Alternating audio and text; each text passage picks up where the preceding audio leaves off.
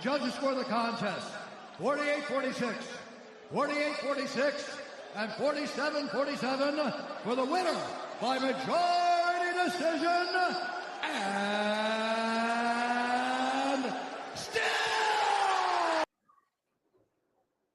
and still the undisputed African Fighting Podcast champion of the world, ladies and gentlemen. Welcome back to Fighting with Friends. This is your one Friday Fights live stream recap, ladies and gentlemen.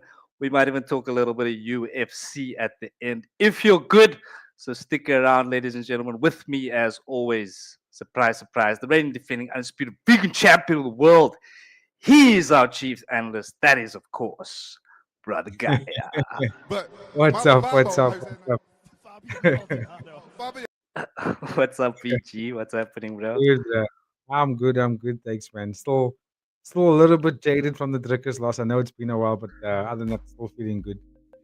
Yeah, but it's taking a while to get over. I'm not gonna lie.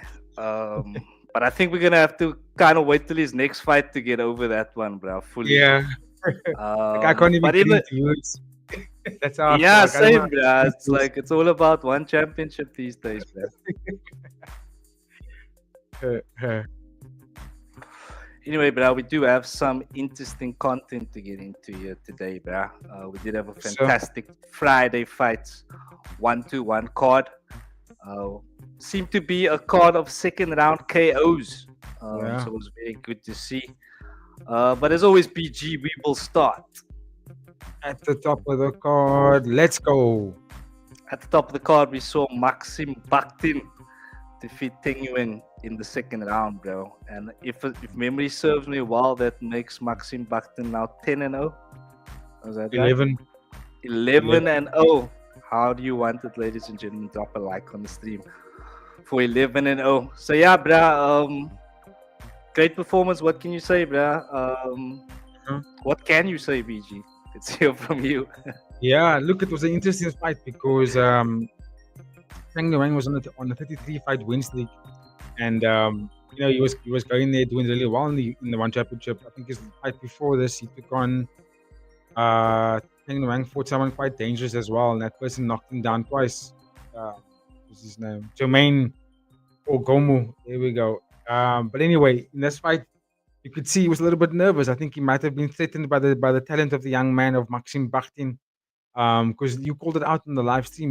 You said, hey, the dude's eyes looks a little bit, but out of there, and we came to find that that's what he normally looks like. But in the fight, he didn't look half bad. Look, he was significantly smaller. I think Maxim might have to go and fight in a different weight class because my dude is massive.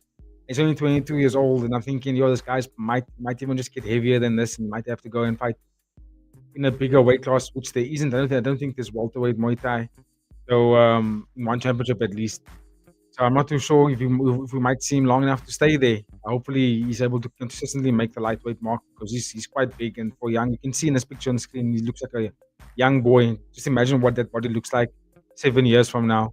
Would he still be fighting lightweight? You don't know. Would he still be around? We don't know. But anyway, he's a top talent and he had to fight some adversity in the first round because I thought he was going to get the first round stoppage and he didn't. He was actually, in my opinion, he actually lost that first round. He looked like he was, I would say, adrenaline dump.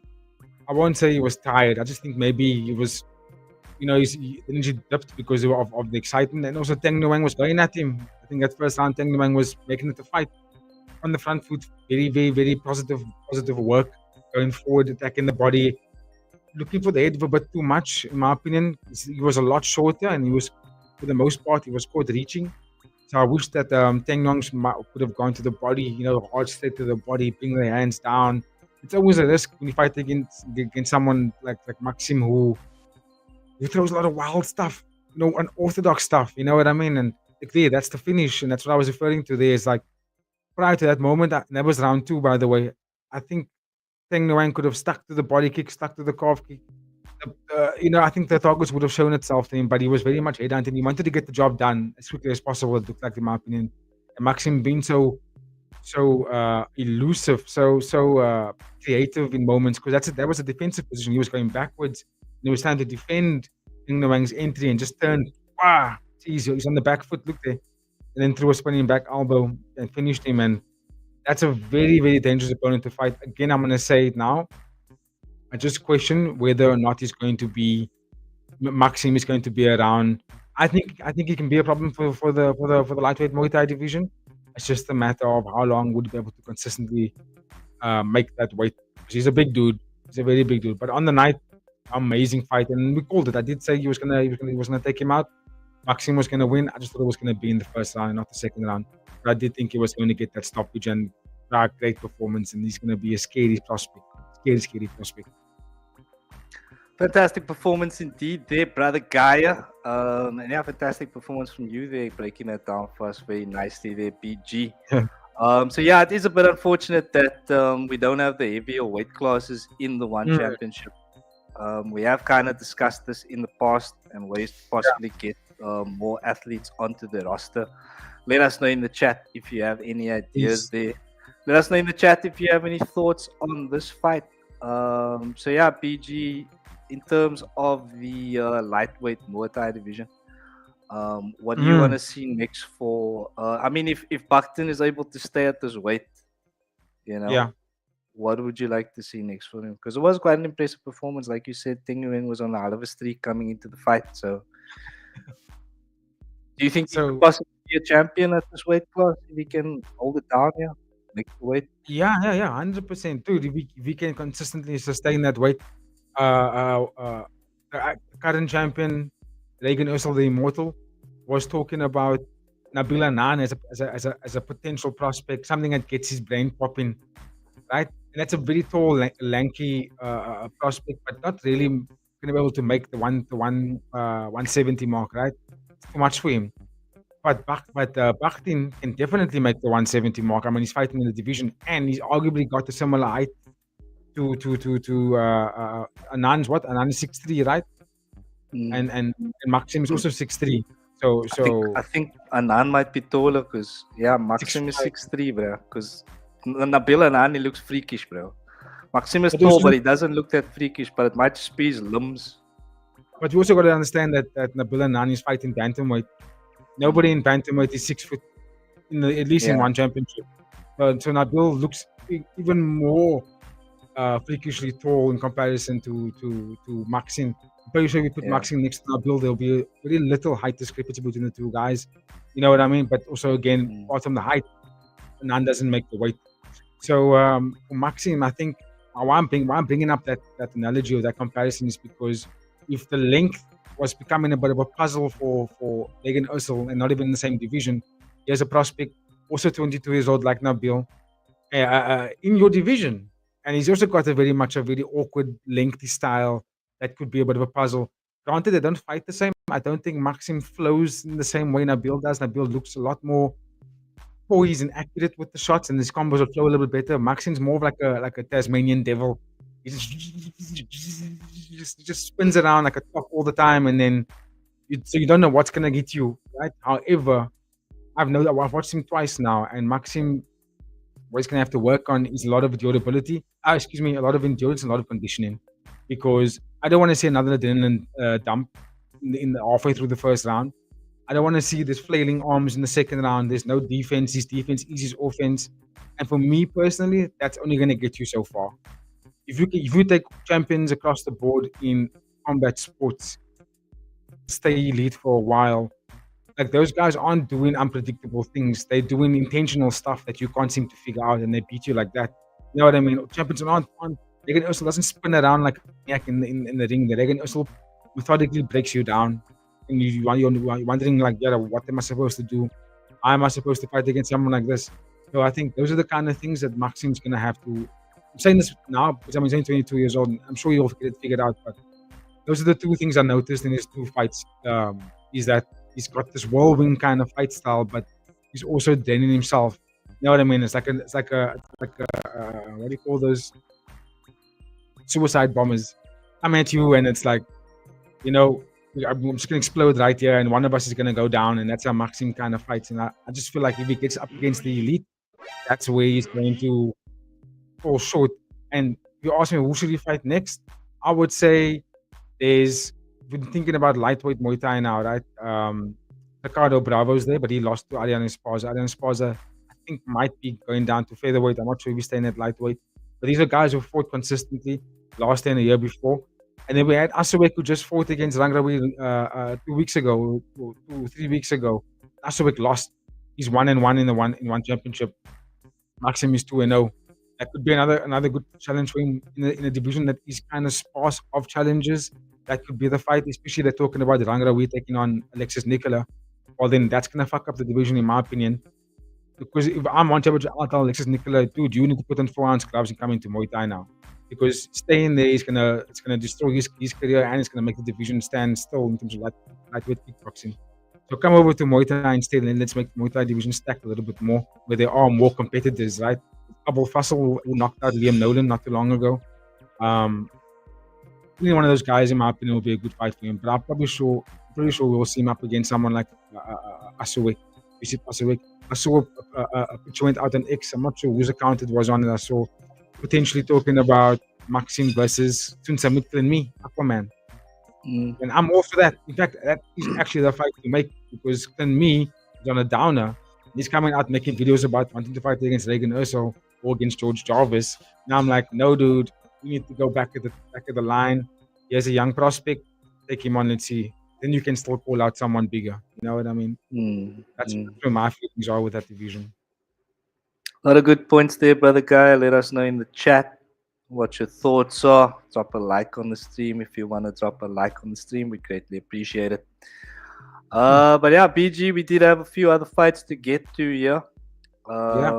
We had, our guy here from straight out of Myanmar, Thway Lin Htet, getting the job done against a very dangerous Chokpreecha. And yeah, but our fighter of the night here. Yeah. Amazing performance. Very technical. And just also a little bit of sauce there for the crowd. Little bit of swag as well. Just a really great performance on the night. And I don't think he could have dreamed of going any better than it did here. Against, like I said, a very dangerous opponent who did put him in the fire. But he just moved so well on the night that he was able to evade. He just wasn't there to beat for Chokpreecha. So BG, tell us your thoughts here about how impressed you were with the Myanmar man on the night. Yeah, mega impressed with him, especially in a time where the Myanmar fighters are in need of a new superstar, right? Tanzania was on his way there, but kind of went down the ladder a little bit. Super Chance, another guy, but he took also back-to-back L's recently. Sulan U, but he took a beating twice, and he's now also taking a break at the moment. So now we're looking for some new. Sunrock was the last one who won, and he lost. That was horrible judging in that fight. We lost to Samingdam. But my point is, the Myanmar hopeful are looking for a fighter to get into, and I'm gonna say it now. When Thway Lin Htet walked into the stadium, it was the loudest on the broadcast of the night. Like, there was no other fighter on the fight card that had the crowd going that crazy as the way Thway Lin Htet did that night. So I think there's a superstar in the making here. Also very, very young. What is he, 22 or something like that? Yeah, 22 years old. But he fights like an individual that's got a ton of experience, and he knows exactly how to get in there. Because you mentioned it, Eddie, he fought against Chokpreecha, who's a very dangerous fighter. Right? Chokpreecha's last two fights, he lost against now Thway Lin Htet and Kong Chai, who are same age, and at the positions of their career where they put in win streaks together. They want that contact. You know what I mean? So Chokpreecha is on the other side of 34, 35, 34. So he's kind of like, looking at the other side of the mountain now. It's still very dangerous. You could see in this fight, there were moments in the fight he was going hard and he was swinging forward, swinging, going forward. But in those moments, it exposed not only the slowing down of Chokpreecha, but also highlighted how brilliant and crafty was the word I used in the stream. How crafty Thway Lin Htet is. Because look at that right hand that the first knockdown came off a hard leg kick for Chokpreecha. And the leg kick actually got the attention of Thway Lin Htet, because he took it and he was like, oh shit, that was actually quite sore. And he walked forward and just hard right hook, dropped him pretty easily. And I was like, yo, you didn't even see that right hook hit him. And then I remember you and I got such a big fight for the second knockdown because we didn't even know what it was. And then we later found out it was this pretty short spinning back fist, but a short one in a bit of a car crash moment, which is very dangerous to do, right? Because he's basically abandoning his defense just to throw a back fist. Not from a spinning attempt either, he was just going backwards and did this, which highlighted to me is that he's very crafty. He's down to fight moments where you might think I can rest here, or I can drop a faint in this position because of this car crash. But that's the moment, or that's the gap where Thway Lin Htet catches you with something. It's that moment where you think you can still get a break, when he grabs you with something. That flying knee that led to the last knockdown, absolutely amazing because it was accurate and the fighter was going backwards. No, he was just a star on the night, in my opinion, and definitely stole the show. I didn't watch long enough to see who actually won fight of the night, but I mean, with a performance like that and the way he lit up the crowd, and a fight card filled with a bunch of round 2 knockouts, I think he got the best one, and he fought against an opponent that could have easily have knocked him out. You know what I mean? It wasn't a layup with Thway Lin Htet. It was his toughest fight on his entire roster. I mean, his resume in the organization so far, that was his toughest fight. So we got to give him props though. Like and for the Myanmar guys, this is your guy. You got to support this kid because he's the one of the few guys that fight very different to the general or traditional Lithuanian fighters. And he's got their style, but he uses it in a very different way. 100% there, BG. Again, some really good points there. And yeah, shout out to Myanmar. We have been checking the analytics. We see that we are still getting quite a bit of support from Myanmar. So shout out to Myanmar and the Burmese people. Shout out to Thway Lin Htet on the night, really putting on a show for the Myanmar hopeful there. Yes, sir. BG, do you have any final thoughts here on Thway Lin Htet and Chokpreecha before we move, bro? Yeah, for Chokpreecha, look, it's a 2-fight losing streak against the 2 young guns that are climbing the ranks in that strawweight division. I'm not too sure what will happen next for Chokpreecha. He'll probably still get like another top fight in the Friday fights card. I don't think we'll get another fight night fight. However, for Thway Lin Htet, I think the next opponent should be either Chatpayak, maybe Ramadan on Dash, but he might be a little bit too far ahead in terms of where the contact status is because I think he got a contact already. So I think with Thway Lin Htet, he's probably going to have to get an uncontacted fighter that is very close. So that would be, like I said, Chatpayak is there, or even Kong Chai, who beat Chokpreecha as well, and he lost to Kong Chai, lost to in his last fight. But anyway, those are 2 names that are on top of my head that are in and around the contact conversation. And Thway Lin Htet's on a 4-fight win streak right now, so he's put himself in that position as well. So that for me would be the next fight, and you can even add it to a big card like fight night. Friday fights 1 to 6. The card isn't finished yet in terms of its build. They could maybe throw a fight like that in there. Maybe what's that, 4 or 5 weeks away from now. That's enough time for Thway Lin Htet to get a camp in there at least. You know, some good rest and a camp to take on someone like a Kong Chai or Chatpayak, which will be explosive. Agreed, BG, and very nicely done there once more. Got 4 people in the stream. Let us know in the chat your thoughts on Thway Lin Htet. How impressed were you with him? Got some Myanmar flags in the chat there for Thway Lin Htet, ladies and gentlemen. But yeah, BG, we can keep moving, and we will go to Denkriangkrai here at a catch weight of 128 pounds. Denkriangkrai getting the job done against Lamsing. And yeah, getting the job done by unanimous decision. One of the very few decisions that we did see on the card. Yeah. What did you make of this one, BG? It was a fight that was fairly even. I just felt like for the duration of the fight, Denkriangkrai had a very good game plan, and that was being sharper, being active, staying on the front foot.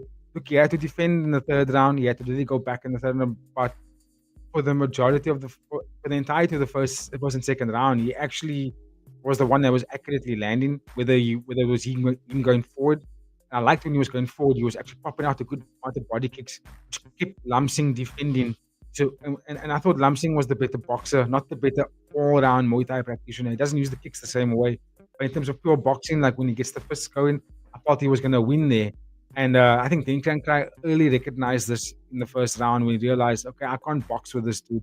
But if I keep jabbing and kicking at him, he's going to have to defend and only strike back once at a time. He can't get back at me with like walking me down and throwing me a 4-piece back into the liver shot. We didn't see it happen. And that's because Denkriangkrai didn't allow Lamsing to settle and get those moments going. He couldn't use the footwork to get there. Denkriangkrai used his length and his speed in a very good way in this fight. And well deserved the unanimous decision, in my opinion. Again, I like the fact that the key moment, they look at that shot, just as I was talking about it, the key things that he used in this fight for me was just being more active. he knew that he had the stamina on him, and he had the speed on him to move in and out a little bit faster than Lamsing. So what he was able to utilize is, I'm going to stay active and I'm going to keep just making block. It gives you less opportunity to strike me back. That's what we saw throughout the fight. And then in the third round, yeah, Denkriangkrai did sort of slow down. You could see that Lamsing was taking it to him in that fourth round, but he had no choice. He had to go for a knockout. And that's why he kind of revved up the pressure and a little bit of the volume. But again, what he was throwing was a lot of boxing. And that allowed Denkriangkrai to kind of easily evade him and stay out of the way because he knew what to expect. This guy was only going to throw punches at me. They chase me down with maybe a hard overhand or a hard left hand, but I'm going to be out of there. And that's what we saw in that third round. And again, good display of Denkriangkrai to be able to navigate 12 minutes successfully over against a very dangerous opponent, which I thought he was going to lose. And that was the first time I remember I said in the preview and on the stream, this may be the first time I'm going to go against Denkriangkrai. He proved me why I shouldn't. That was a very good fight, both gyms. It was Soldier Chapan versus Singa Main, and that's high-level gyms. They're producing top fighters at the moment. Give thanks, brother Gaia. Some really great in-depth analysis there. Drop a like on the stream for Haji Gaia and his analysis. Let us know in the chat if you have any thoughts here on this one. Any of the fights at all. See those Myanmar flags are in the chat, ladies and gentlemen. Let's go. Boss JC. You have any final thoughts here, bro? Yeah, just kind of that was 128. So these guys were teetering on between the strawweight, flyweight side. So I think both guys are so talented that I would love to actually see them compete more in the division, whether it's strawweight or flyweight, but pick one. You know what I mean? And then because they're such a talent, especially Denkriangkrai, I think he's such a talent. I'd love to see him, follow in the footsteps of Shadow and have a crack at the division. You know what I mean? Let's go. Let's go. Drop us some comments in the chat, ladies and gentlemen. Let us know your thoughts. We are very curious to hear them. We will keep moving to some strawweight Muay Thai then. We had Payak Surin come up short against Rungrunganglek by majority decision here. So yeah, close fight here, as you can see by the result, majority decision. BG, what can you tell us here, bro? Yeah. It was a close fight. It was firstly a good display from youngsters. I mean, I think Rungrunganglek, if I'm not mistaken, he's only 19 years old or something like that. Let me just double check here. 19 years old. Yeah, this was his debut. And I was like, this kid is built like a truck, my bro. You can see he's got some insane durability. He looks very jacked. He's strong. And I thought it was going to be a tough fight for him. But I didn't know anything much about Rungrunganglek. This was going to be my first time watching him fight. And I've seen Payak Surin fight before. And I thought Payak Surin is a top fighter, top talented fighter. Like, he's a good boxing, good composure. Really, really good forward pressure as well. Fights off his jab in a very phenomenal way. And stick and move. Sometimes he sticks and he stays in that pocket, and that's when he does a lot of his dangerous work. I actually thought he won the fight. I'm not gonna lie. I actually thought Payak Surin won the fight. I know it said majority decision, and I can understand why. It was kind of close. The first round definitely went to Rungrunganglek. He was more bullish. He was on the front foot. He forced Payak Surin to defend the entirety of that first round. And that's why I was like, whoa, who's this kid? He's intense. But he quickly learned the lesson in that second round, and Payak Surin utilized his reach, and he walked Rungrunganglek down. He didn't allow him to take the center of the ring. I think Payak Surin was the one that was going forward for the majority of that second round. He actually won it, in my opinion. When we got to the third round, that was a split round for me. I couldn't really pick a winner, just because both kids came to fight to win that third round. It was that close. You could argue the go to anybody, just because that third round was so. It was a lot of jostling for control. Neither fighter had a long period in that third round that could say, I took that round. You know what I mean? Both fighters had like the 30-second burst. You go 30 seconds and I go 30 seconds. You go 30 seconds and I go 30 seconds. And that's kind of what we saw. And yeah, I guess majority decision is the right decision because it could go to either one. Like, you just got to flip a coin and go, okay. And because they're both at 20 years old and 19 years old, you might see them again. I mean, they made weight. This wasn't a catch weight fight. So that really is a good start for the youngsters, in my opinion. It's a good sign. If I'm Chowdhury, I'm like, let's keep tabs on these two, just because of that. If they can be consistent of making weight. I mean, this was Ranganolek's debut when he made weight successfully, which is not a common thing we see on the Friday Fights card. So I have to just put that out there. But in terms of talent and how they both fought, I would, say it now. Watch these guys maybe in 3-4 years from now. Like, watch what they're gonna look like, especially that Petchakrit. I'm not too hyped with Ranganolek in the sense that he looked a little bit one-dimensional. He looked a little bit like, I'm gonna rely on this muscle and this durability, and I'm gonna god dang myself to a victory every time. But you still need to fight. You still need to throw some shit. You still need to fight. You know what I mean? And after that first round, he was pretty much just a defensive fighter, and that's why I wasn't that much impressed with the performance. I felt that I actually pushed him back 2 rounds. Could have given it to him, but great fight for both kids. Mm. Yeah, let us know if you agree with the decision in the chat, ladies and gentlemen. I am once again asking you to drop a comment in the chat. PG, do you have any final thoughts on this one before we move to our next fight, bro? No, I think we can skip to the next one. Pamor-E-Daeng came up short against Petchakrit. Petchakrit Wait. ultimately. We're skipping the fight. Sorry, I missed there. Sorry, we got Sunday. Who came up against the Ukraine. Andrii Mezentsev, excuse me.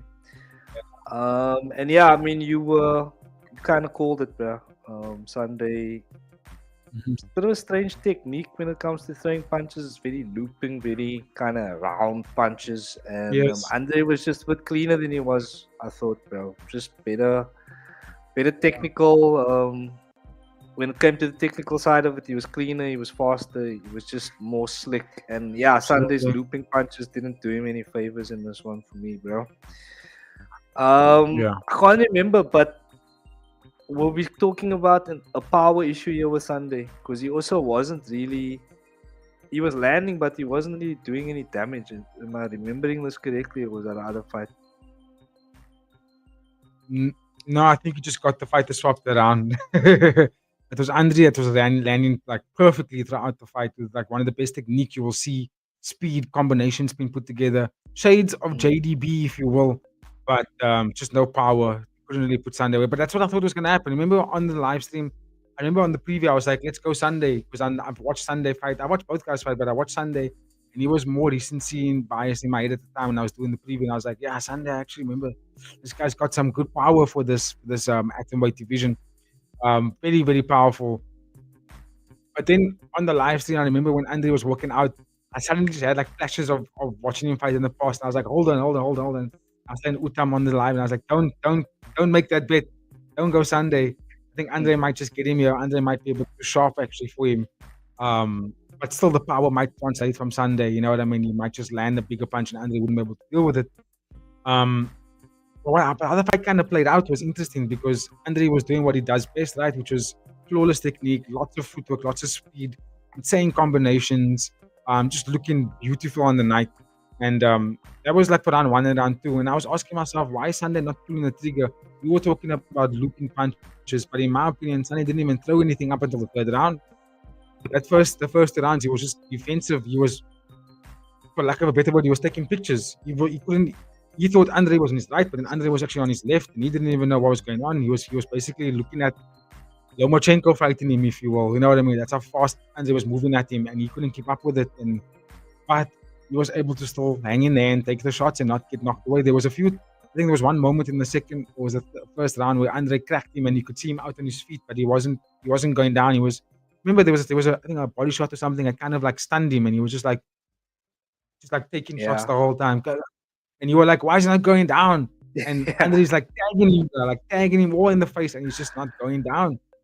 So that's why we were going on about the full hands of Andrii and also the durability of Sunday. Because once we got into the 3rd round, the fight was reversed, and Sunday was putting it on Andrii, and Andrii was gassing and looking for air, and I had the mouth cut out of his mouth for a moment and put it back in, and he was looking like he just had nothing left in the tank. And Sunday was coming on very strong, but couldn't put him away. And we asked ourselves at the end of the fight, why didn't Sunday do any of this in the 1st round? And I did say also on the live stream, Sunday to really get into this fight, he needed to blast a lot of body calf kicks, but also he needed to force the clinch. Even if you're not getting the clinch, you are making Andrii have to do a lot of footwork to stay away, to get away, and that's exhausting. And all you're doing is walking him down. He's eventually going to have to slow down, and he's going to end up becoming a more and more stationary target. And then you can drop those bombs on him. He only did that game plan in the third round, which I thought he should have done much earlier already. If you think about how Wadapon has beat Sonesen 2 times, that's how he did it. He was like, I'm not going to stand and bang with you. I'm going to force you to walk away from me and try and get away because now what you're going to do, you're going to get tired. And that was the fight. That's what we saw here, and Andrii did a very good job at utilizing that footwork and speed combinations. Shout out to the Ukraina getting the job done there. But okay then, BG, we'll go for take 2. Pamor-E-Daeng versus Petchakrit here. And yeah, Petchakrit getting the job done by knockout in the second round, which, like I said, was a theme of the card here. Yeah. So yeah, BG, this one, what are your thoughts, bro? This was just a beatdown, bro. I thought Pamor-E-Daeng was gonna step up. He looked like a killer assassin. But we have to give it up to Petchakrit for coming in there and taking it to him, bro. He was a lot faster, more accurate. He didn't look like he was just swinging away to kind of get the fight done. Pamor-E-Daeng early on was on the back foot, and that surprised me. And again, like I say, you have to give props to Petchakrit for doing that, for taking it to him. I mean, he had Pamor-E-Daeng rocked pretty badly in that first round. I'm not sure if there was a knockdown. I mean, I can't remember that very clearly. I do remember that he was beating up Pamor-E-Daeng up until the end of that first round, where it kind of got reversed and Pamor-E-Daeng started landing his left hands, and he actually had Petchakrit rocked at the end of the round. But when the second round started, I thought Pamor-E-Daeng was going to go at him and like, okay, now I'm going to take the lead here and I'm going to start. I felt what you have, and now I'm going to go at you. But it was the reverse, and we again saw Petchakrit. He had to weather a little bit of the storm in that second round early, but started landing more powerful shots. I think there was either left. I think it was left. There was a right elbow. It was a left hook, right elbow combination that kind of pushed Pamor-E-Daeng back. And I remember both of us were quite surprised by the choice of weapon that Pamor-E-Daeng threw while going back. Like he was going back, and Petchakrit was chasing him down, and he just basically threw a jumping kick and just abandoned all his defense, just threw it as hard as he could, and it didn't even stop Petchakrit in the moment, which I didn't think it was going to, by the way, because the kick didn't go high enough. And then Petchakrit just basically blocked it, threw it over and right, and slipped him. And yeah, very much surprising. I didn't see that coming. But I also didn't watch Petchakrit fight. That was the first time I've seen him perform. First time I've seen him fight, and he looked like he was ready and prepared for the event. And Pamor-E-Daeng, I think I'm not making excuses for him, but he did look a little bit complacent until he got knocked down, or until he took a beating in that first round, and he kind of like, there was this wake up of like, oh shit, this man actually got me. You know what I mean? He's faster than I thought. He's stronger than I thought. And that's kind of what spurred on that pedal to the metal kind of thing from Pamor-E-Daeng in the second round. Just go guns blazing.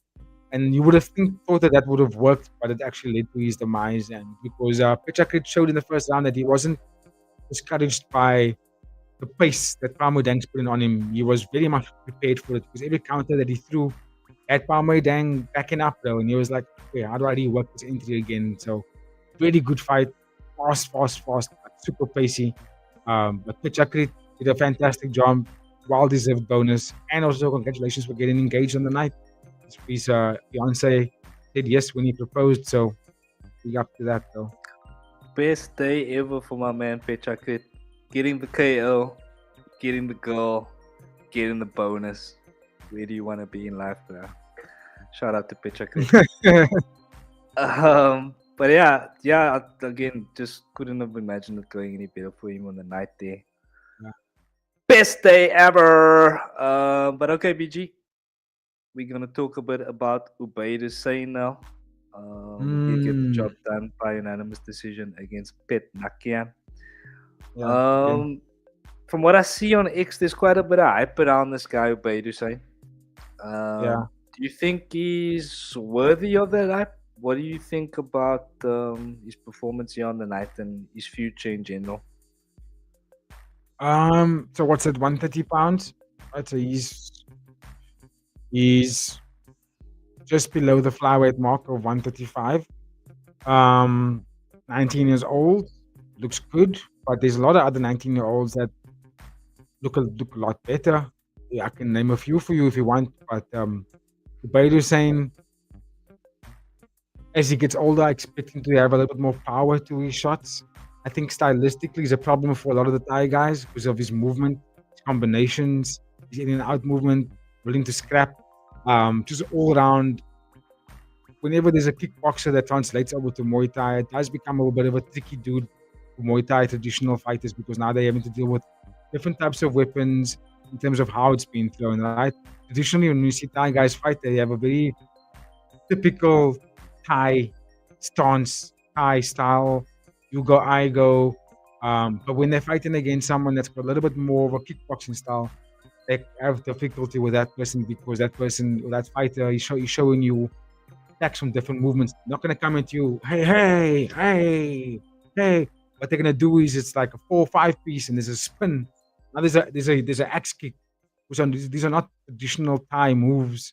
You know what I mean? So I think that is what Ubaid has in his back pocket. And that's why he won this fight again, is because he was able to utilize those weapons of spinning so much and being faster than the Thai guy, getting in there, staying in the pocket long enough to finish your plate and then get out of there so the opponent can't actually land their combination on you. And that's what won in the first fight. That's what won in the second fight as well. And what he did better in this fight was he didn't get as gassed in the third round as he did in the first fight. In the first fight, he was significantly cooked in the third round. And in this fight, he won every single round and he showed me that he leveled up what he was weaker at, which was his endurance. But to answer the question about the hype, I'm not there yet. I can see why, because I'm in the UK Muay Thai fighters that are in one championship right now. Who are they? There's Nico Carrillo, there's Jonathan Aggerty, there's Flaggerty as well. There's Steve Irving, George you know Jarvis. George Jarvis. So like he's part of that hype train, but I would even go as far as to say, never mind the UK hype train. He fights more similarly to like the Mehdi Zatout team. You look at how that team fights. Look at how those fighters perform. They've got their blueprint more than the UK blueprint. But still, I think the hype will be more from my side later, not right now. Not right now when there's a pool of 19-year-olds that are just looking so much better than Ubaid at this point. I mean, you can go about Ramadan on Dash, for example. I know it's much lower weight, but look at what he looks like. You know what I mean? Look at Akif Kulazada, another 19-year-old that's in this weight class, by the way. You know what I'm saying? His Tupanan twins. The list goes on and on. Jojo Ghazali. You know what I mean? I feel like they will give him a crazy fight. They might even more likely beat Ubaid Hussain. But that's not to take away from his performance. I still think he's a talented young fighter. Fair points there, BG. Give thanks. And let us know your thoughts, ladies and gentlemen. What do you think about the young man, Ubaid Hussain? And where does he stack against those other names BG mentioned? Let us know in the chat. Chat. But we'll keep moving to some featherweight Muay Thai, bro. We have Ali Kelat, who got the job done. Surprise, surprise, in the second round against Mikhail Baranov. So yeah, Ali Kelat having to hang tough a little bit here in the opening exchanges, but he did come through on top in the end to get it done in the second round, bro. So yeah, featherweight Muay Thai, bro. What can you tell us here? Fun division. Kawancha is the champion. Stacked top 5. Good fighters outside of the top 5 as well. Like I mentioned earlier in the fight when I was talking about Adrian Esparza and Ricardo Bravo and those guys, I think they are featherweight Muay Thai, not lightweight. But I mean, there's Luke Lesay. I think he might have a fight coming up soon. But just to mention some of the names that Ali Kelat and Michael Baranov can look at, you know, like who's in the landscape, who's on the horizon for me going forward. I think those are fighters that they could definitely look at. like you mentioned, Ali had to weather the storm in that first round. I mean, Michael was looking really good. He was looking really good in that first round. The combinations, body, head, body, the in and out movement, just looking faster. However, he was slowing down. He was slowing down in that first round. And I also think he looked like he was getting discouraged when he noticed that these best shots weren't putting Ali away and Ali wasn't getting any slower. You know what I mean? Then you could see the eyeballs look a little bit different on Michael Baranov. He was thinking, yeah, why is this dude still standing here? And also,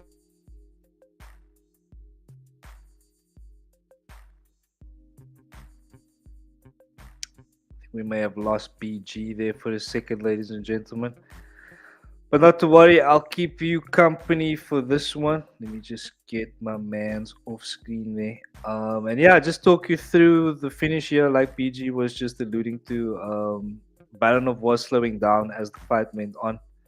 And yeah, I mean, I'll show you the finish here, and you can just see that. I mean, you can see the way that he's sitting here. I'm not even so sure that it was a knockout as much as it was that he was just overwhelmed and just got exhausted. So I'll just show you that, and you can let me know your thoughts there. I think BG is back and ready to go. There he is. BG, you back with us, bro? yo, No? I don't know if I'm You back. are. I think you are. Oh, am I? Yeah, I think we might be on a bit of a delay though, but you are back, sir. Okay. Yeah, there was a finishing sequence at the end there, but I think the build up to that sequence was brilliant because Ali Kelat came in there into that moment and he threw a very, very hard straight right to the body. And the moment that straight right landed to the body, you could instantly see how Michael Baranov was like, "Oh my gosh, get me out of here!" It's like immediately his whole nervous system just shut down and he didn't want to fight any further than that. And that just led to the beautiful finishing sequence from Kelat. Yeah, a great fight from both guys because, like I said, like we said, Baranov also fought a hard fight. He fought a very hard first round, and I just think he was up against someone that they could take his best shots. That's just what it looked like to me. Kelat could take his best shots, and that was the big shifting point for me. Was that once Kelat felt that he could take this power and he could take the shot, and it wasn't really slowing him down, he knew, okay, let me go forward. Let me start going forward and landing something big. And that reach advantage was a big factor because you could see sometimes in the beginning of a second round, going for the finishing sequence, Michael Baranov was reaching for that head. It wasn't as good as it was in that first round. You were starting to, I just want to knock you out now. I just want to get to your head, and he couldn't. He was reaching too much, and that led to Ali. Easy pickings for him, bro. Easy pickings for him. Yeah, great performance there once again, BG. But it is time for us to now talk about some very serious business, bro. Very, very serious business indeed. I'm trying to find my serious music here. Let's go. There we go. We're gonna talk I mean, exactly, bro. I mean, who's gonna stop this guy is what we're asking. We were talking not only about this guy getting the job done in Muay Thai, but actually revolutionizing the game and actually showing the evolution of the game here, Shimon Yoshinari. He did come up against we did say this guy was kind of fodder for 1173. It was Petnakian. Yeah. We did expect him to win here, and he did get the job done in very convincing fashion. So BG, I mean, are there enough superlatives in the English language to express how impressed you were here with the man of the night, bro? Give us your thoughts here, bro. I doubt it. You can use so many different syllables to describe how phenomenal this young man is, Shimon Yoshinari, but it won't be enough to describe what you witness when you watch it. I'm trying to find the best way to describe it without me sounding like I'm gassing this guy up and just fiction shit to say about him. Like, legitimately, I've watched now a lot of Muay Thai and kickboxing fights, and the way Yoshinari fights, or even the fighters from the gym he's from, the Iwa Sports Gym, dude, they're on some other kind of stuff. They other kind of magic. I'm telling you, they drinking different kinds of water, eating different kinds of dumplings, but the way they fight is just a different level to what the Muay Thai guys are doing. And I know you mentioned that Pet Long No is like a fodder for one championship, but dude has been fighting against some big names. I'm gonna give you some names to think about right now. There's Kong Suk, who is a very, very good fighter. He fought Nakrob, right? He fought Wang Song Pong as well, who's fighting out of Viet Minh Nong Gym. So he's competing against some really tough opponents. That was his fights. Pet Long No isn't really competing against a bunch of fighters that we don't know. It's names that have been frequent mainstays of the Friday Fights cards. And Nakrob was not long ago top 5 flyweight. Just a few months ago, he was top 5 flyweight, right? That kind of tells you where Pet Long No was. As much as it was a bit of a can or a layup for Shimon Yoshinari, it was also a fighter that could threaten him. It could. But bringing it back to Yoshinari, just the way that he fought this fight, I didn't think he was going to lose. And the stuff that he was doing, the way he was able to get out of the way, and it's almost like he was a puppet master. He was doing stuff that made Pet Long No do things that showed Shimon Yoshinari the targets. That makes sense. He fought in a way that was like, I knew if I do this, you're going to do that, and that's going to allow me to kick you this particular way. If you think about his finish, it was a high kick to the head. I mean, that came because I think that was the previous fight with that was the high kick to the head. This one was the left straight. Oh, the left straight, yes, it was the left straight. All timing, yeah. All timing, yes.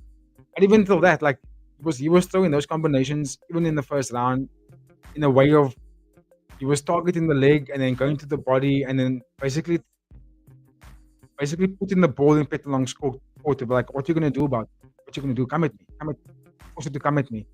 It looked like that, man. It's like, I know you're gonna swing hard. I know you're gonna, if I kick your leg, it's gonna hurt you and you're gonna come forward darting at me because you have no choice, you're taking damage.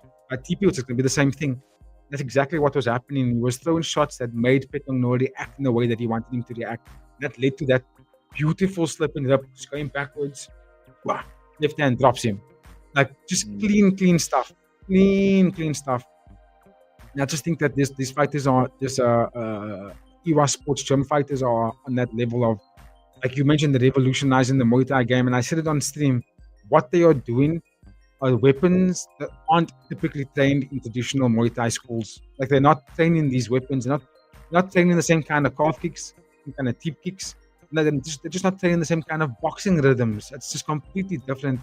How is it that Naraka Yoshinari was able to, at 24 years old, wipe out pretty much all the all the Thai guys in his weight class, obviously, and he fought in 3 different weight classes. Then you also have Okuwaki, who we will get to after this. Exactly the same thing. Another 24-year-old wiping out all the Thai Muay Thai guys. Shimon Yoshinari is only 20 years old, so he's younger than them. But my dude is looking good, and it's a matter of time before we start talking about him fighting top 5. It's a matter of time. He's on a 3-fight win streak. He beat Lin Htet. He beat Deodlek Pet Long No. I think he's basically asking that. And he's making flyweight. He's making flyweight pretty easily, which I thought he would struggle with. So I'm quite keen to see what one championship gives him next. Yeah, I mean, the name that was thrown around on X was Jaosuayai. And the sentiment is that Jaosuayai is going to smoke him, bro. What are your thoughts on that? I don't know. I think it's going to be a brilliant fight. They must make it happen. And I'm hoping Championship books it for the 173 fight card. I think Jaosuayai will give him a very tough fight. I do think so. I think Jaosuayai has got power to knock him out. The only thing I worry about Jaosuayai is will he be able to land that? Will he get there? Because Shimon Yoshinari is not knocked out. There's nobody in that flyweight division, including Rodtang, that doesn't move where the EWA Sports fighters move. He just doesn't. I'm not saying he beats them. I'm not saying that the Yoshinari guys take out Rodtang, right? But this is a division that Rodtang is the king of it, right? And I've never seen anyone in this flyweight division move and fight the way these guys fight. This Shimon Yoshinari, Naraka Yoshinari, Okuwaki. I don't see the Oaks move like them. I don't. And I feel like that will be a problem. 100%, bro. We're just going to enjoy that finishing sequence one last time before we move to his teammate. Let's just admire his handiwork here. Just look at the left straight to finish it, ladies and gentlemen. Blink and you miss it. It's coming up now. Have a look at this. What happened, bro? What happened? So quick.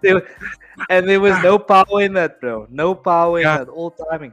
Could watch this all day, bro. Let's just watch that Yeah. one more time, and then we'll move to Okuwaki. Look at this man, Mario. Nah, Shimon, 20 years old. And the diversity of attacks, bro, is crazy. The diversity is crazy. You just have no idea where to defend because he's attacking every single part of your body at once. It's insane. Yeah. So yeah, let us know your thoughts about Shimon Yoshinari. What do you think about that Jaosuayai fight? Who does he fight Yeah. at 1173? Let us know your thoughts in the chat, possibly in the comments if you're not watching this live. But we'll move to his teammate. They're also fighting out at the LY gym. Here we go. And we got Ryuya Okuwaki, who got the job done once again, surprise, surprise, just like his teammate in the second round. And he beat Nuapet.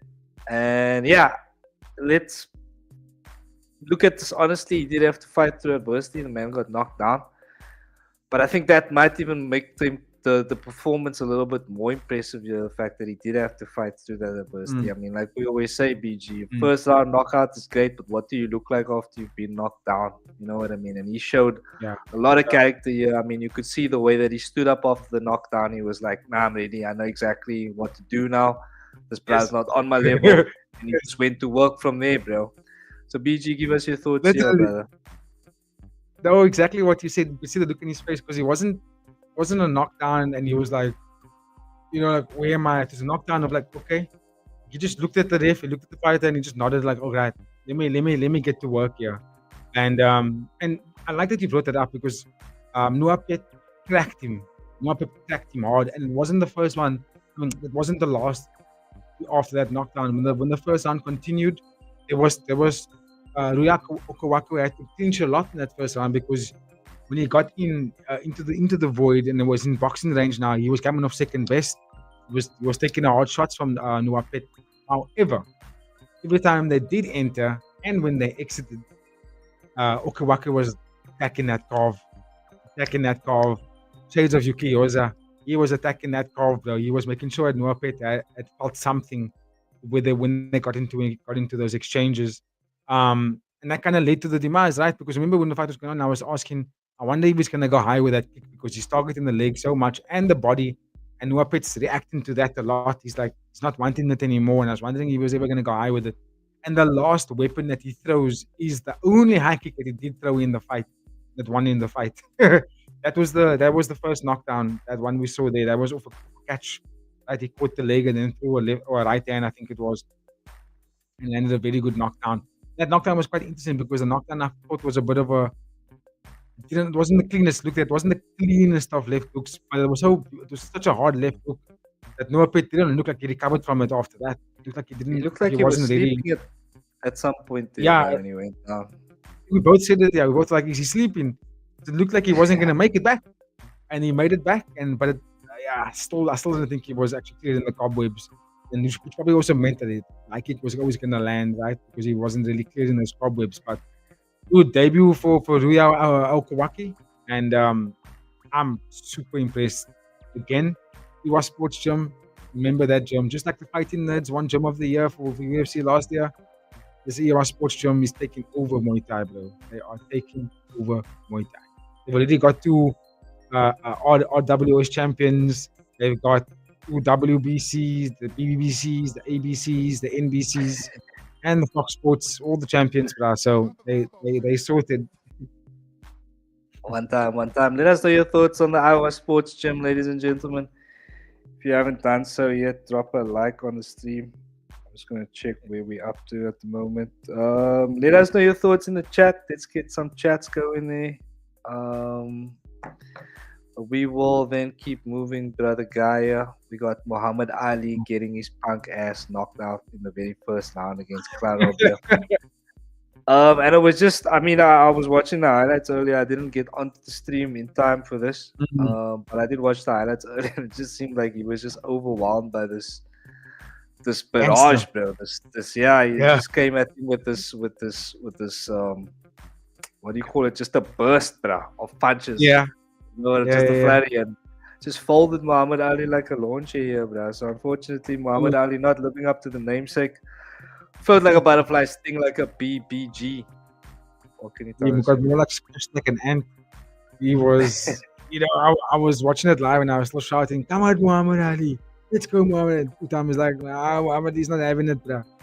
Um, Klarob, dangerous, dangerous for the bantamweight division. Powerful strikes.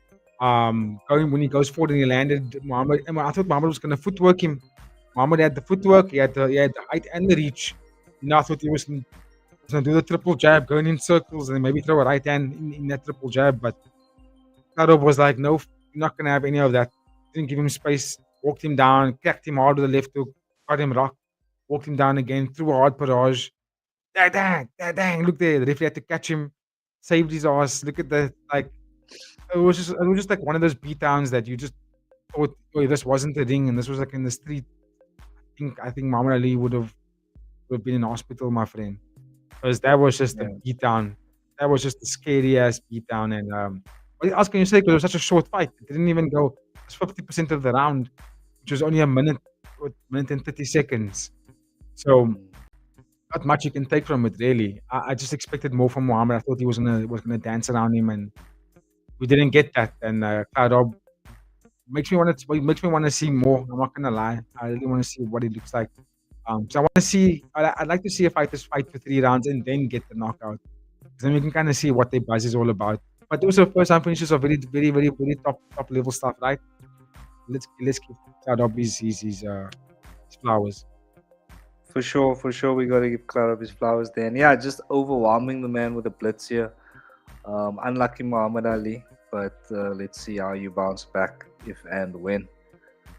We had an MMA bout which opened the card for us, PG. We had Jean Carlos Pereira completely starch Dobbin here. Shiag, I believe it's pronounced. I'm not sure. You can let me know in the chat. Hey. But yeah, he starched him here. And yeah, Pereira living through to the namesake here. Alex Pereira getting a knockout. Seems to be always on the cards when a Pereira gets into the ring in MMA. Do you Yeah. have any thoughts on this one for us, brother Gaia? Yeah, I can just talk about what I thought. I think it's pronounced Shea Dobbin. And he took on Jean Carlos Pereira. And yeah, that was a very good fight because I thought Shea Dobbin was going to win, but Pereira proved me wrong. And look at that knockout, beautiful. But also Shea Dobbin was fighting amateur like. Look at that, his hands are sitting by his hips when he was trying to be involved in there. And just wasn't working for him. And yeah, I think he won the first round. I remember talking to Utam live about it, and I was like, I think Shea Dobbin is winning. He's winning the round, looking strong. When I saw him starting to clinch, I was like, I don't like that. I think he's clinching just so that maybe he can get a breath because he wasn't doing anything with it. And then for Jean Carlos, I thought he was going to go harder in the first round. I was like, is he going to fight back? Is he going to do something to fight back? He's just been on the defensive the whole time. And he was searching for the Alex Pereira classic left hook. He was searching for it. There was a few times where he threw out that counter, but it didn't land. And I just thought, okay, what is he going to do in the second round? Is he going to fight? Is he going to use some jiu-jitsu? Like, what is this man's style? Like, what is his buzz? I've never seen him fight before. And I watched Shea Dobbin. Shea Dobbin can crack. But then Shea Dobbin was looking like he wasn't liking that he was getting jabbed a lot and he was taking some ugly calf kicks. And I was like, Shea Dobbin doesn't look comfortable. And the way that he's double jabbing and then leaving his head so high going forward, I thought, that doesn't look very, very kosher. And then when he literally leaned to his left, right, this is what I thought was quite impressive. Because Jean Carlos threw the punch not towards Shea Dobbin, like, I'm you stand in front of me and I'm going to throw it like that. He threw it into the space where he thought Dobbin was going to go. So there's a little bit of a gamble, but like, you will only take that gamble if you're really taking notes on what your opponent is doing, right? And Shea Dobbin was giving him that information in the first round with all that feints. He was giving him that information, and I thought, okay, maybe that's why he was taking it so slow in the first round. Was just doing all his reads, and yeah, it looked like it was, and a great finish for him. Great finish. Great finish for him indeed, and a great finish for us with One Friday Fights 121 PG. As always, at the end of these cards, we go to some final thoughts on the card and a post-fight rating, please, sir. Final thoughts on the card. Super exciting. I think there was 9 finishes, which ties with the most on the Friday Fights card. So that obviously sparks the rating, takes the rating much higher than what it was. I think I started off as a 7 or 8. I'm not too sure. I don't think I gave a rating because I did the preview alone. But I did express my excitement for the fight card regardless. So I'm gonna go for the end of the fight card. I'm gonna give it a 9, just because there wasn't any bad judging. There was no overtime shenanigans. We were moving fights later into the fight card. Lots and lots of round 2 finishes. EVA Sports Gyms on high patrol. Maxim Bakhtin closed the show by taking out a legend and making a name for himself in that lightweight division. And I just thought overall great fight from everybody, even some of the losers. For example, like Lamsing. So yeah, I'm gonna give it a 9. Okay, fair play, BG, fair play. 9 out of 10. I think that's a fair score, yeah. I think considering all the knockouts we saw on the day, bro, that's a fair score. So I'll also go with a 9 there, maybe even a 9.5. This was record-breaking stuff, bro. We need to appreciate what we saw, yeah. So yeah, give thanks, brother Gaia. I'd say that. We'll go to should we take 5 or should we go straight to UFC China? I mean, I'm keen to keep going if you're keen to keep going. But if you want to take a 5, we can give the Oaks a break. Yeah, okay, let's take 5 and then we'll be back for UFC China. See you in a little bit, ladies and gentlemen. Back in 5 minutes.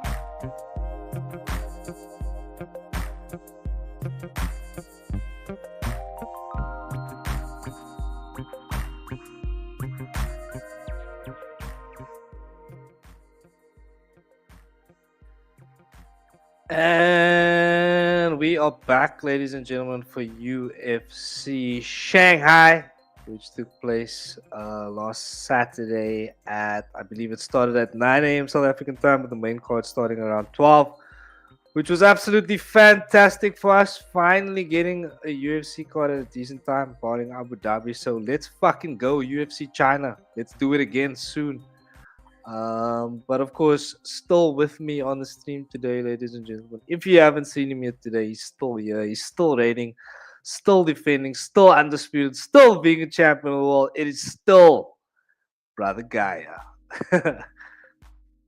Let's go. Yeah, I'm still here. Let's go, BG. So yeah, BG, it's UFC Shanghai, and we'll start once again for the second time this evening. At the top of the card. Let's go. At the top of the card, we had our boy Jean Walks coming straight.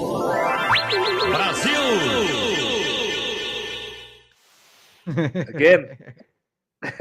Do it again.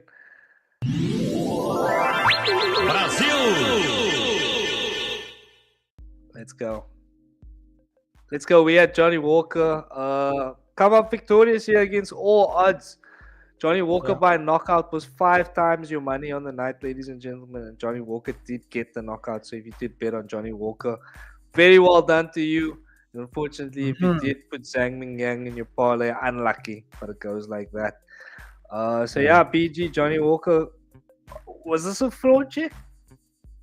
I don't know. There's a lot of context to the fight that I don't think a lot of the audiences knew. I mean, I also only found out through the build-up and through the chats after the fight that there's actually more context to it. So I don't know if it's a fraud check. I just think that, you know, I'll put it in the same breath as the fight between Machado Gary versus Shafkat Rakhmonov. It's like, we know each other, we know how we train, we know what each other does.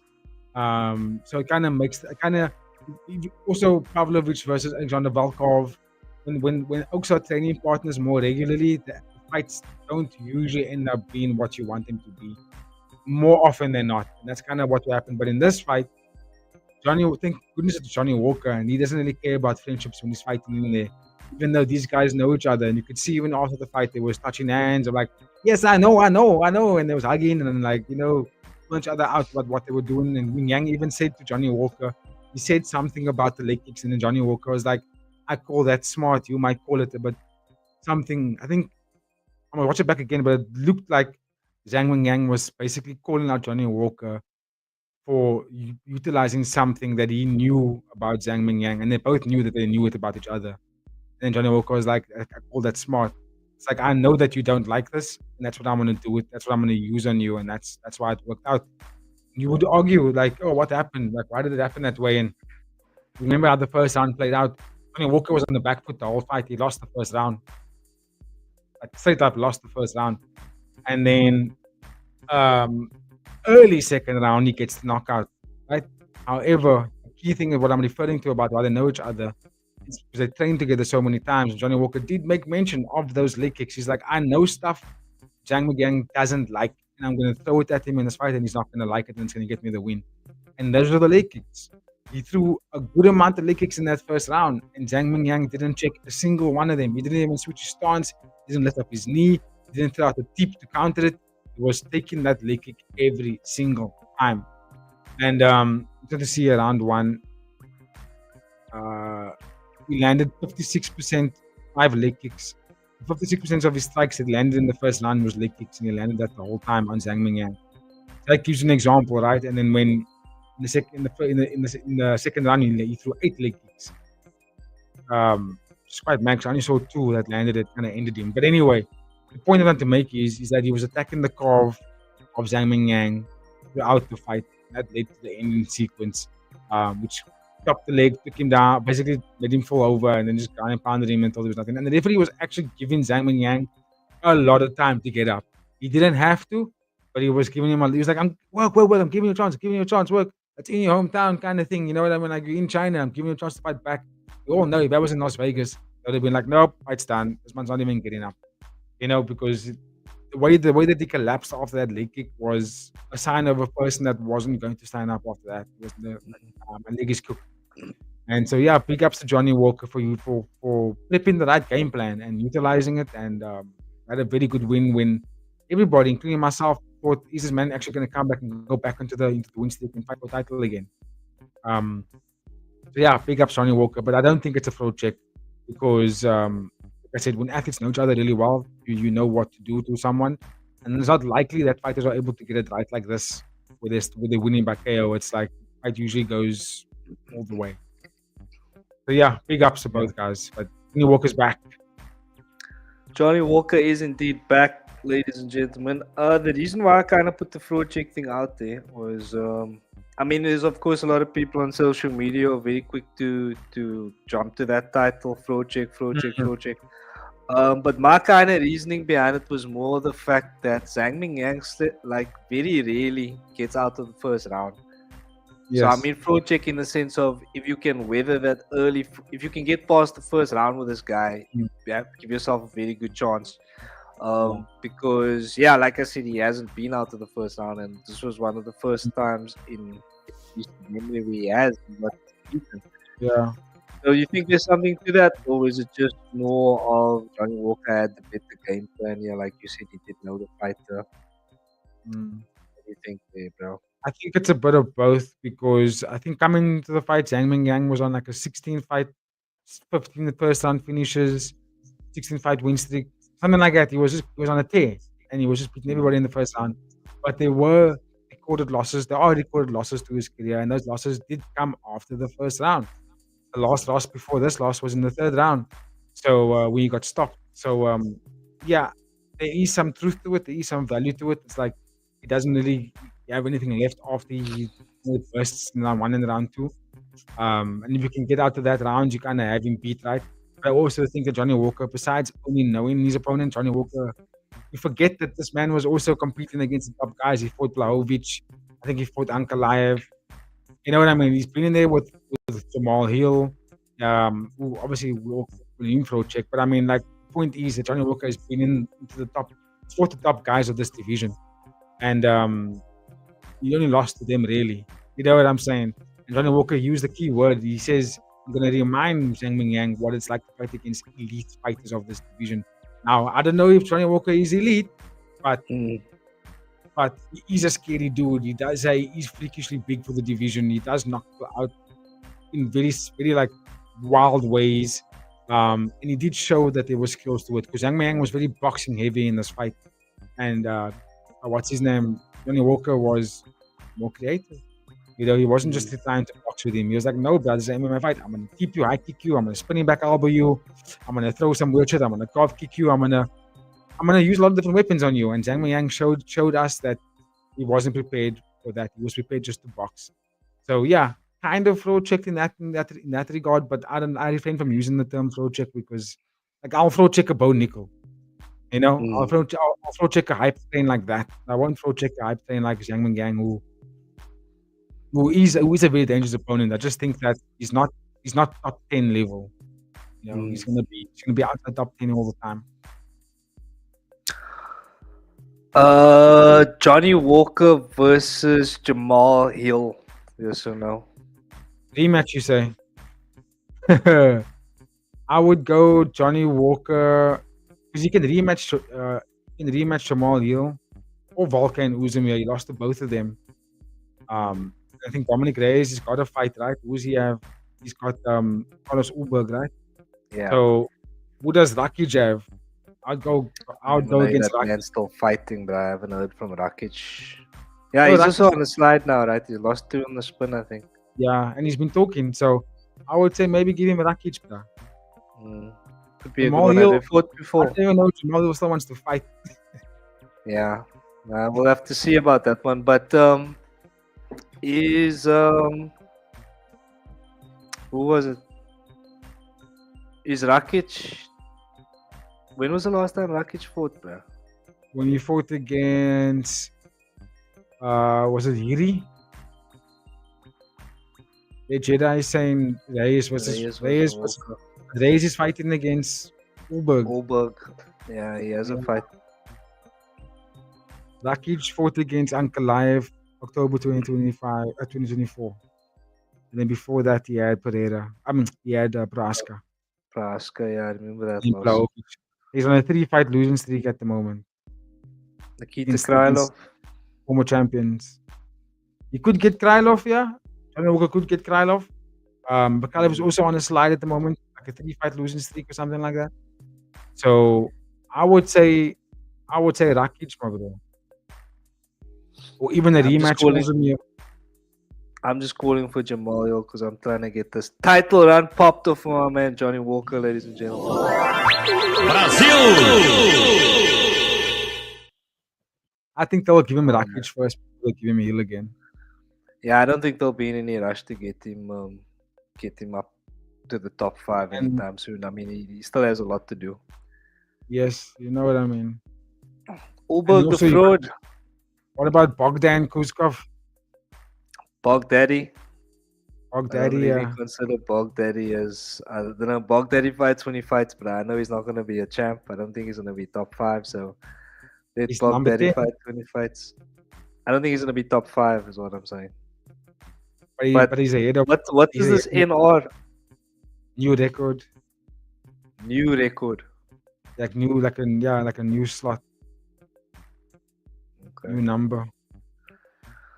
I would go Zhang Mingyang, Nikita Krylov, Johnny Walker versus why not Bogdan or Volkan? I don't know Azamat Murzakanov. I've never seen that man fight, so there's not much I can say there.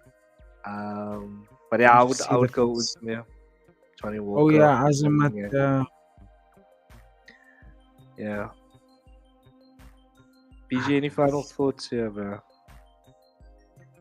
Not really. I'm having a hard time being enthusiastic about the UFC, bro.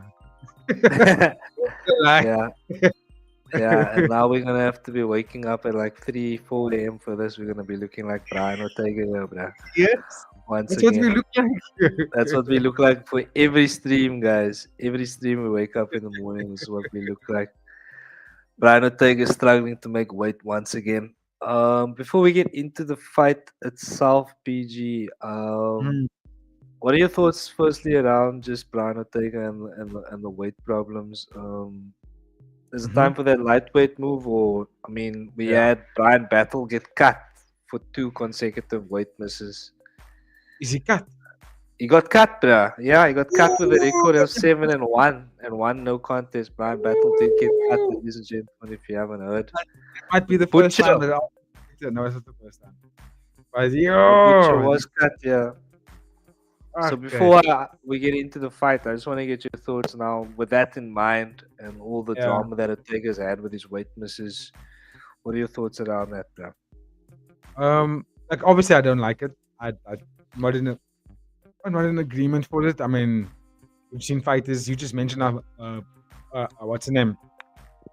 Brian Battle got cut, and Brian Battle was Brian Ortega's pupil in that Ultimate Fighter season that he won, by the way. So just make that sink in for a second. But yeah, Brian Ortega didn't win that season. He lost that season. But Brian Battle was in his corner, or was on his team. We might have been on Volkanovski's team. But anyway, it was the same season. And he won the tournament and he's cut, right? But there's a lot of guys of what one tough house got cut. Brian Ortega has very consistently been struggling for this featherweight mark. And he's a big dude. You could see he made Sterling look small, and that was the biggest Sterling's ever looked. And Sterling looked like a small boy next to him. Still won the fight, but you could see Brian Ortega made him look small, and you can see the difference was every time Sterling would land on Brian Ortega, it didn't even tickle him, couldn't rock him, couldn't tickle him. When Ortega landed on him, which was only later in the round, like at the end of round 2, end of round 3, when Ortega did commit to something, Sterling didn't like it. He was getting caught to those shots and he didn't like it, and it looked like it was rocking him a little bit, which makes my point. Brian Ortega should maybe just go 155. Now, that being said, would he be a problem in the 155? I don't think so. But it might just make him have a better weight cut. He won't look so weak. He won't be so slow. He will maybe be able to fight more aggressively like he normally does.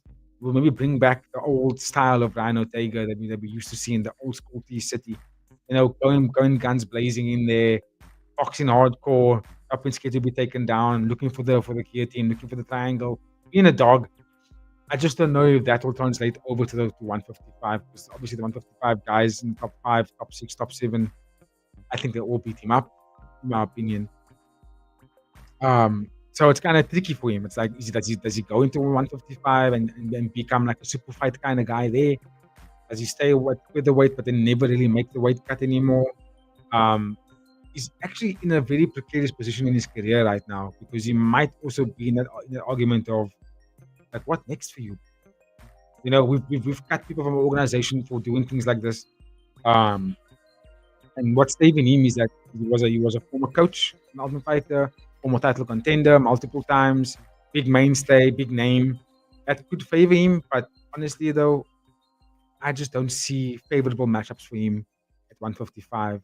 And because he can't make the weight at 145, I would say maybe just go fight at one championship, bro. To be honest with you, because I think 155 will be a difficult thing for him.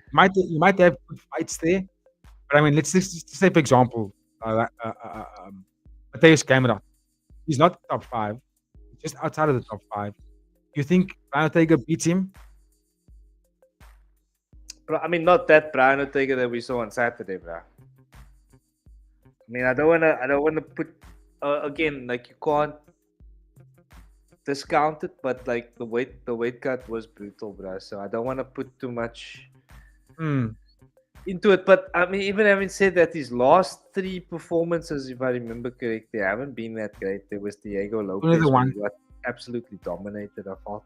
Also, he didn't could get have been knocked out multiple times, yeah. But he's got a chin on him. That's one thing you got to say about Brian Ortega. The last 4 fights was only 1 win. And that was against Jair Rodriguez. Yeah, and then in those 4, how many times has he struggled to make weight? You know what I mean? So almost all of it.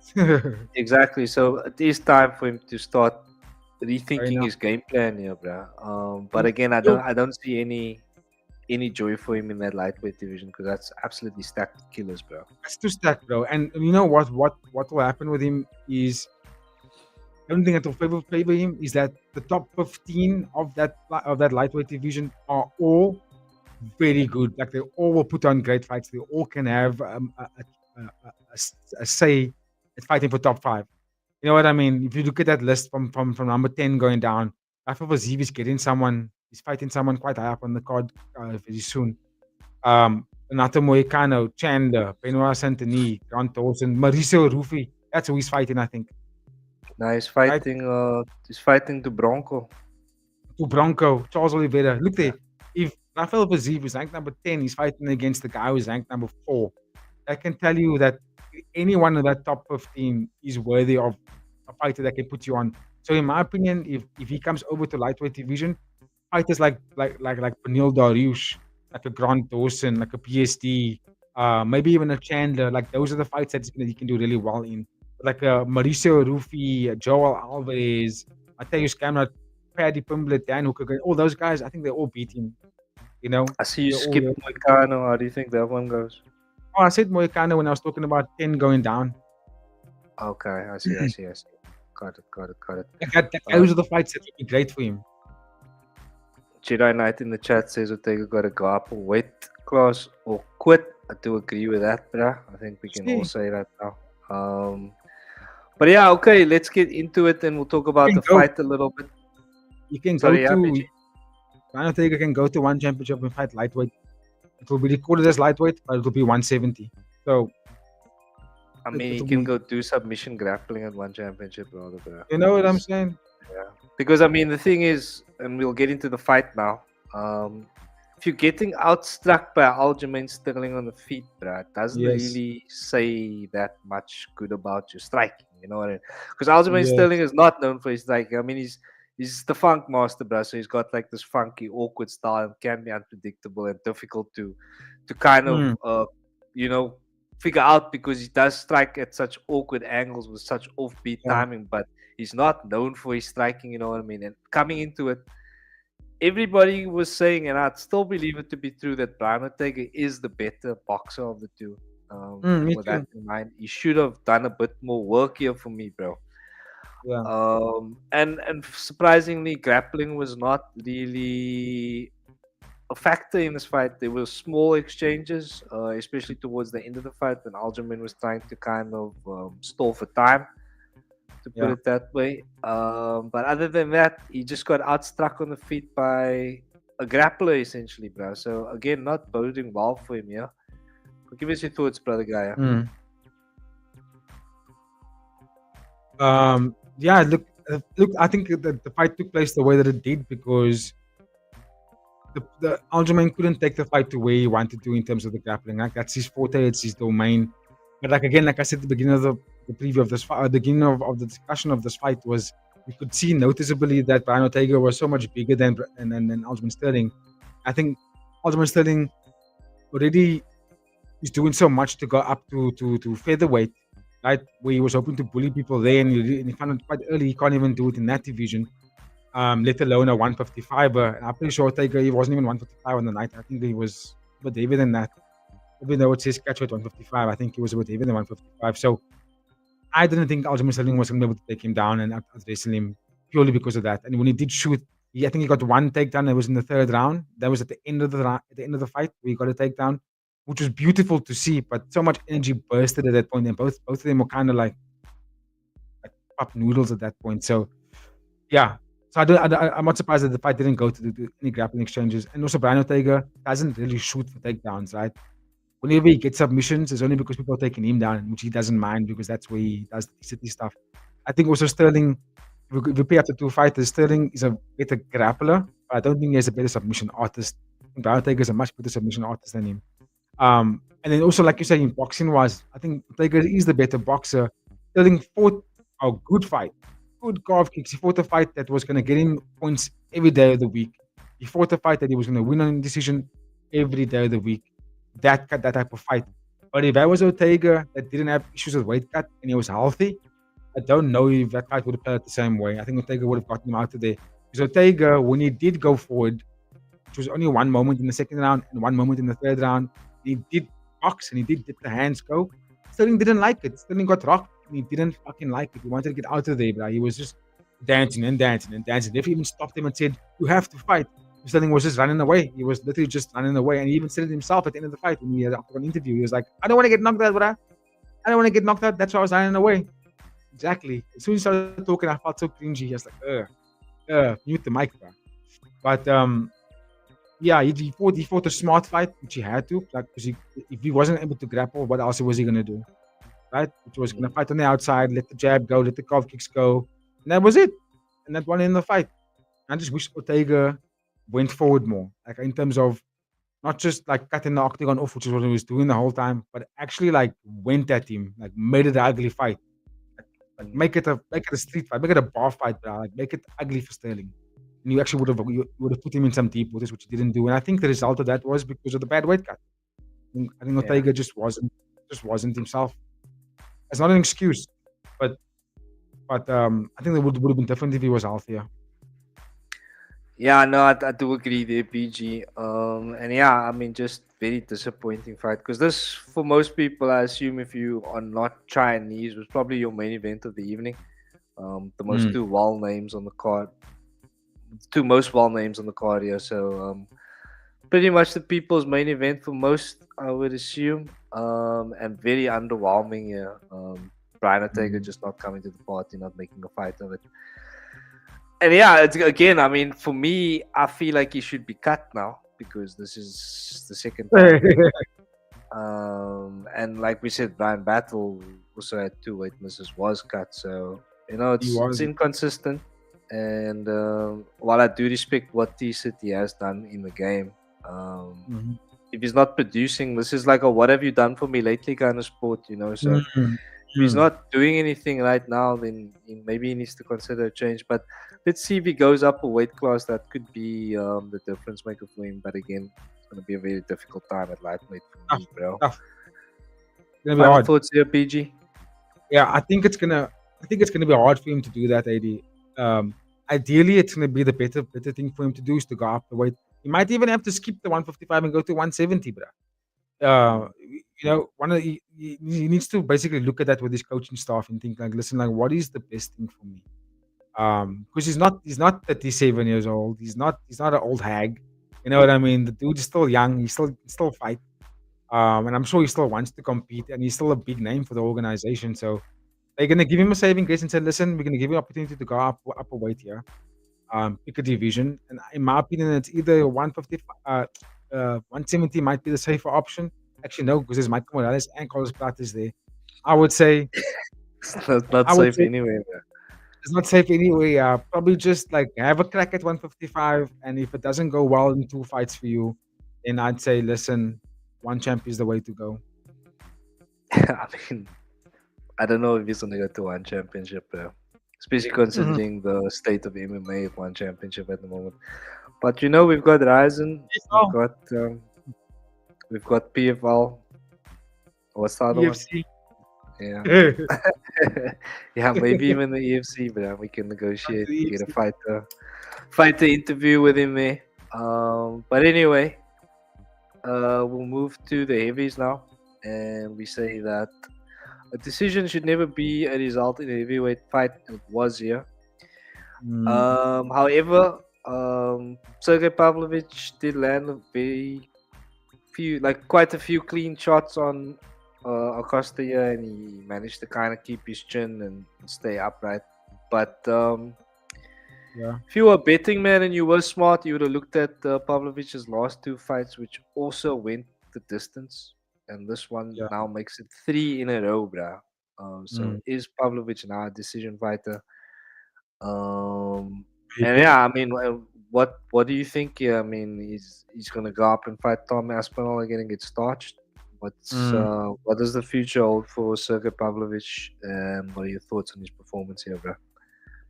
So I only managed to catch the last 2 rounds of this fight. Like I said, I wasn't paying attention to this fight card, to be honest with you. So even the fights before this, I didn't watch any of them. I think I caught a glimpse of the Charles Johnson and Lonnie Kavanagh one. But other than that, I only caught the last 2 rounds of this fight. And I'm surprised that Pavlovich couldn't knock him out, because he was landing on him. He was boxing really well, and he was on the front foot. He had Acosta on the back foot the whole time. I'm surprised Acosta didn't go forward. I was like, what the fuck would I fight back? You've been such a dog, knocking everybody out. Like, why is he on the back foot the whole time? And Pavlovich was using his reach and using his boxing combinations really well. I don't know why he's not knocking anybody out, because before this last 3 fights, he was basically putting everybody away. So I was quite surprised to see that. But I mean, at the same time, the last 3 fights, like you mentioned, has gone decision. Someone did say it on X on the night. Saw a post on X of someone saying this could be what we're going to get for Pavlovich from here on out at the end of his career. Is this version of him, where he's going to decision you. Because I think the knockout from Tom Aspinall that starched him like that made him get a fight, and it's made him a lot more cautious in the fights. Because before that fight against Tom Aspinall, Pavlovich was steamrolling everyone. Like, he walked you down and he just threw leather. And after the fight against Tom Aspinall, he became a bit hesitant. Remember the fight against Volkov as well? How hesitant was he in that fight? Same thing. He was just, I don't know, he was just like scared to pull the trigger. And in this fight, it was kind of more the same. He was only pulling the trigger in moments where he felt it was safe enough to do so. And I think Acosta also made it safe for him, because Acosta didn't really fight back very well. I think I can remember only once in round 2 in round 2 where Acosta landed the left hand in a wild exchange, and it made Pavlovich get a little bit of a fight, but then he still walked forward and started going at him again. So I don't know. I don't know what we're gonna expect from Pavlovich here, but I do know that he's still gonna be a mainstay, bruh. I still think he's gonna be a top dude. Has he fought Curtis Blades already? Yes, sir? Yeah. Yeah. He could get Blades, you know. I mean, there's the Jailton Almeida fight, which he hasn't fought yet. Well, it depends on what happens next, because Jailton Almeida's got a fight. Who's Almeida fighting? Jailton Almeida is fighting Alexander Volkov. Yeah, I was gonna say it can only be him, because if you look at the top of the division here, it's Almeida, Volkov, Guys Yes. fighting Aspinall. He's fighting So Volkov, maybe, yes. yeah, Pavlovich versus Blades rematch could be the one they fought all the way back in 2023. Who beat So Blades recently? Someone beat Curtis Blades recently. Some up let's and have a comer, look some here. young. Oh no, it was Kuniev. no. He beat Kuniev. Good decision. But Kuniev put on a good fight against him. I think Kuniev got dropped after this fight. Oh my I think soul. he did, yeah. Lazy Nighters, man. But I'm almost sure I saw he got dropped after that fight. But speaking under Okay. correction. But anyway, I mean, I don't like to see decisions in the heavyweight. It's just not for me. Yeah, But me too. but yeah, this division is one of those which seems to sort itself out. So I don't think we need to spend too much more time talking about the heavies here. We know what the situation is like. Mhm. But do you have any final thoughts here, BG? Yeah, I just expected more from Waldo Acosta. I thought he was going to be more of a dog. I actually thought he might have won the fight. But it looked like he was a scared cat. Like he was a shadow version of himself in the fight. And you could maybe also, give that much to because of Pavlovich and what work he was doing. But I just thought Acosta was going to fight back, and he didn't fight back. That was surprising to me. 100%. We'll talk about the local boy now in the flyweight division. It was Suma Derji. Came up against Kevin Boas. Getting the job ultimately by unanimous decision. You said you didn't see this one, BG? Yeah, I'll be honest with you, I didn't watch this fight or the fight before that. The only other fight I kept an eye on was the Charles Johnson versus Lonnie Kavanaugh one. Other than that, I Okay, so didn't- yeah, I'll talk briefly about it here. Suma Derji, yeah, I mean, he's very well liked, very well loved, I might say, in fact, amongst the locals there in Shanghai. And yeah, you can see why. He's a great striker. He's very entertaining. He plays to the crowd. But yeah, I do think, however, if he starts to come up against ranked opponents, he might fall short because he does look a bit one-dimensional. His takedown defense wasn't tested at all, and yeah, I just think that he's gonna come to a point in the flyweight division if he does continue to win his fights where I feel like he's gonna get stuck or come unstuck, and people are gonna figure him out very quickly.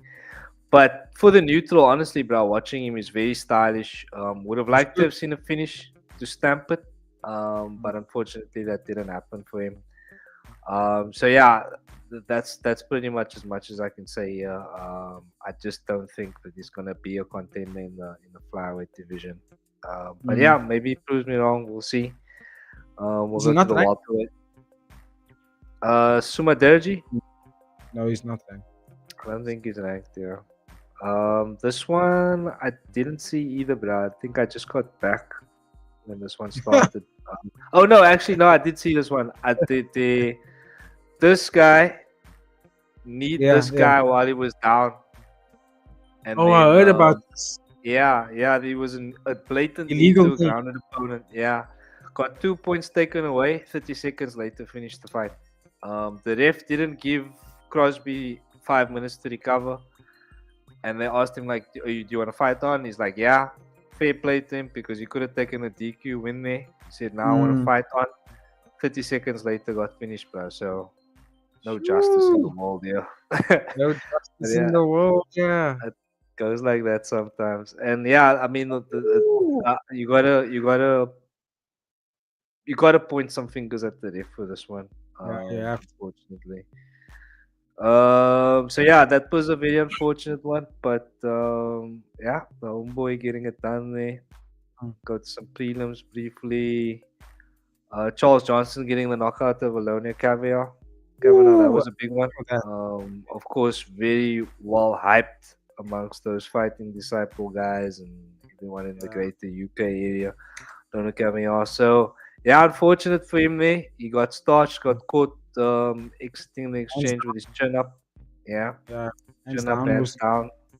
Not good. Not a good way to exit, of course. And he was doing well. He was winning the fight, bro. He was actually like doing okay in the first round, dominating it, walking forward, landing good combinations. But you could see the experience of Johnson was just like, I've seen this before. I'm gonna get this. And he got him. Yeah. Yeah, and he got a performance of the night doing it as well. So fair play to Charles Johnson there. Michel Pereira got starched by Carl Dawkins in the very Didn't first see round. this. I mean, what now for Michel Pereira, bro? It seems like he's just trying to be a version of it. He's trying to be something that he's not, man. Yeah. Like he's known to be a wild man, bro. We all know you're not gonna be a title contender, bro. Just go out and be a wild man, man. Be who you are. Entertain the crowd, Yeah, win, who you are. lose, or draw. They're gonna have you back because you entertaining us, bro. So I would say to Michel Pereira, bro, just go balls to the walls, because when you do these half measures, you get your punk ass knocked the fuck out, bro. Mhm. So yeah, that's just my thoughts there. Other than that, pretty uneventful. Of course, lots of local fighters here. Yeah. But yeah, other than that, not too much more that I can say here, BG. Based on what you Absolutely. saw in the main card, can you give us a post-fight score for the main card, or the fights that you did see there? I only watched like 3.5 fights of the event, to be honest. So I don't think my numbers is gonna be fair. Yeah, I don't know if it's gonna be fair, but like, good job for Johnny Walker. Good job from Aljamain Sterling, I guess. But I'm gonna give it like a solid 4.5. That illegal knee, bad refereeing there, strange. Yeah, I don't know what to make of that. That's very weird. Very weird officiating on the event there. I'm gonna give it either 3.5 or 4. But again, I don't know if I can. That's a fair score. I didn't watch the whole card. Yeah, I mean, for what it was, the card wasn't great. Let's be real. It was more of just like promotion for local fighters here. But for what it was, I mean, it was mildly entertaining. I could be a little bit biased because it was a decent time for us. But yeah, I would give that card a solid 5.5. For what Okay. it was okay. It was okay. It Decent. wasn't great. It wasn't shit, but it was okay. So yeah, I'll leave it at that, ladies and gentlemen. You can let us know your thoughts in the comment section. But if you have made it this far, ladies and gentlemen, please don't forget to like, share, subscribe. Watch the podcast. Joe Rogan.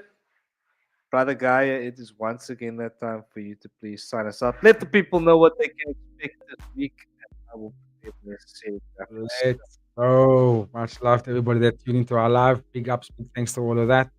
Yeah, so what you can expect, obviously, that's gonna be tuned for our channel. Our usual slots. Tomorrow we'll be doing you a nice One Championship media update, some stories that's coming off in One Championship where it is popping off, some great fights coming up.